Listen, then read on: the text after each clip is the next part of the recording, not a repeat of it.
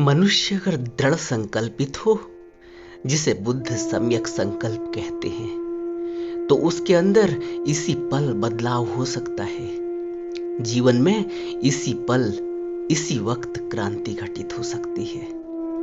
हर एक मनुष्य चाहता है कि उसका जीवन रूपांतरित हो। ऐसा व्यक्ति खोजना मुश्किल है जो जैसा है वैसा ही बना रहना चाहता है। एक बुद्धत्व की स्थिति है जहां मनुष्य रुक जाता है, ठहर जाता है, क्योंकि उसने परम शिखर को पाया है। अब सुधार करने को कुछ नहीं, अब कहीं पहुंचना नहीं है। वह पूर्ण हुआ जिसे हमने भगवान कहा। लेकिन हम संसारी व्यक्तियों में हमेशा ही ऊपर उठने की, बेहतर बनने की ललक रहती है, और होनी भी चाहिए। यह तो एक नैसर्गिक स्वभाव है मनुष्य का कि वह तब तक अतृप्त ही बना रहेगा जब तक वह बुद्धत्व को उपलब्ध नहीं हो जाता, मुक्त नहीं हो जाता। इसीलिए तो मनुष्य हाथ पांव मारता है और बेहतर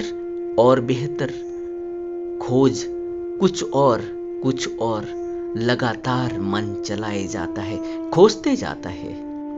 अगर इच्छा शक्ति हो अपने को ऊपर उठाने की, प्रबल सम्यक संकल्प हो, तो जीवन में बुद्धत्व का फूल ऐसे ही खिल सकता है जैसे बुद्ध ने बताया, हमें करके दिखाया।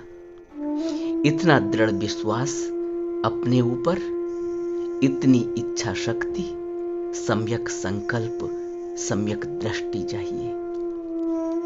बुद्ध ने कहा कि अपनी क्षमता और ऊर्जा को पहचानो, हाथी से सीखो, उस हाथी से जो बूढ़ा हो चुका है और कीचड़ में फंस गया था और उसको लगा था कि अब उसके पास कोई ताकत नहीं बची है।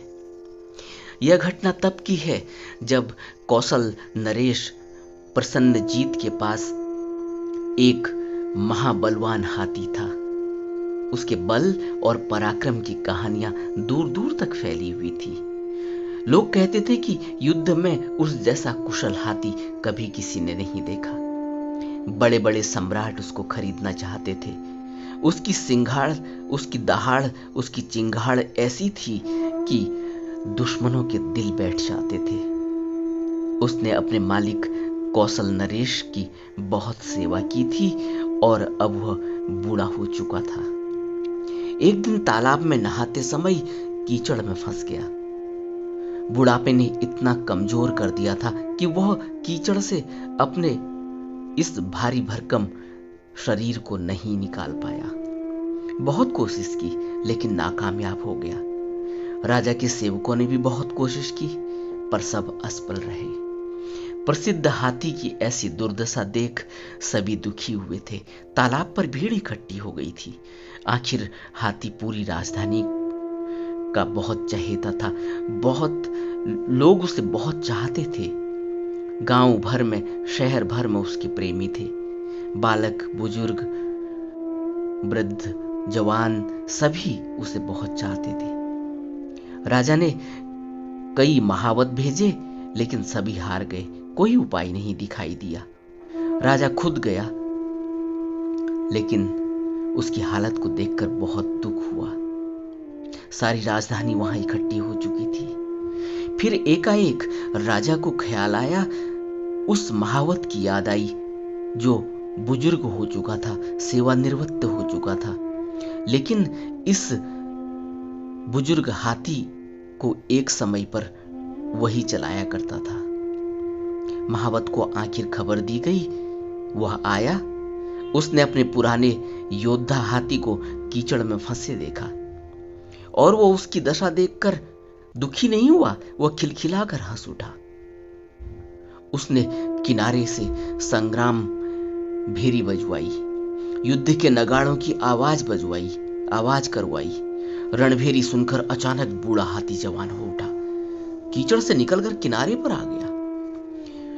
अपनी वृद्धावस्था, अपनी कमजोरी को, अपनी लाचारी को वो भूल ही गया था।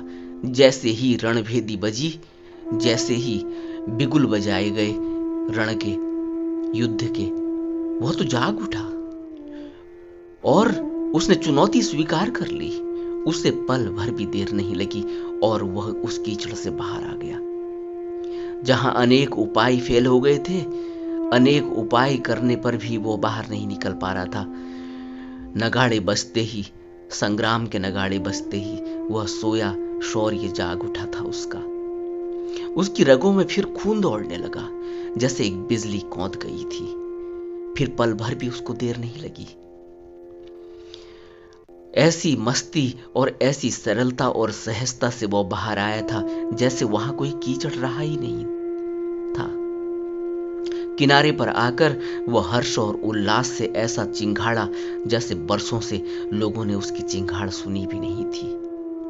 वह हाथी बड़ा आत्मवान था, दृढ़ संकल्प का साकार रूप था।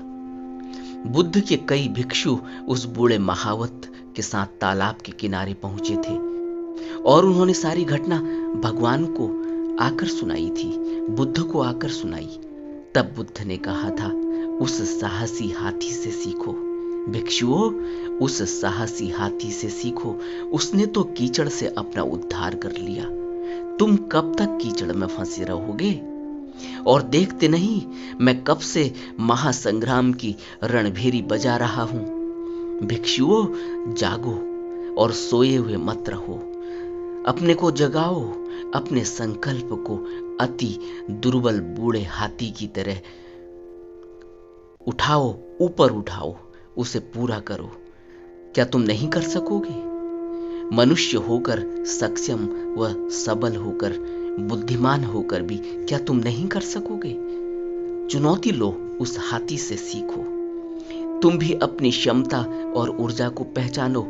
एक पल में ही क्रांति घट सकती है, एक क्षण में ही दुखों से बाहर निकला जा सकता है। बस याद आ जाए, भीतर जो सोया हुआ है वह जग जाए। न कोई दुर्बलता है, न कोई दीनता है और न कोई दुर्भाग्य और संकट है। याद आ जाए तो न कीचड़ है और न कहीं तुम फंसे हुए हो, न कोई दुख है जीवन में। ऐसे ही बाहर आ जाओगे जैसे वह हाथी बाहर आ गया। भिक्षुओं, अपनी शक्ति पर श्रद्धा चाहिए, त्वरा चाहिए। भिक्षुओं, तेजी चाहिए। एक क्षण में काम हो जाता है, वर्षों का सवाल भी नहीं है। लेकिन सारी शक्ति, सारी ऊर्जा सही दिशा में इकट्ठी होकर लग जाए, समग्रता से लग जाए, सजगता से लग जाए। सम्यक संकल्प चाहिए। और बुद्ध ने फिर कहा कि भिक्षुओं, मैं महासंग्राम की रणभेरी कब से बजा रहा हूं, क्या तुम सुनते नहीं? बुद्ध पुरुष तो सिर्फ रास्ता बताते हैं, मंजिल तक चलना तो तुम्हें ही पड़ेगा। बुद्ध तो नंगाड़े बजाते हैं, रणभेरी बजाते हैं, मनुष्य में समाई असीम ऊर्जा का एहसास कराते हैं, भीतर के चित्त को जगाते हैं। बस तुम्हें एहसास हो जाए कि तुम कौन हो। तुम अपने स्वामी स्वयं हो, अपने मालिक खुद ही हो, कोई और नहीं हो सकता। बुद्ध के शरीर में 32 महापुरुष के लक्षण थे, लेकिन बुद्ध ने मृत्यु से पहले कहा था कि दाह क्रिया के बाद मेरे अस्थि अवशेषों को सुरक्षित रखकर उन पर स्तूप बनवा लेना, ताकि भविष्य के मानव के लिए प्रमाण रहेगा कि तथागत बुद्ध भी हाड़ मांस मज्जा के ही बने हुए थे।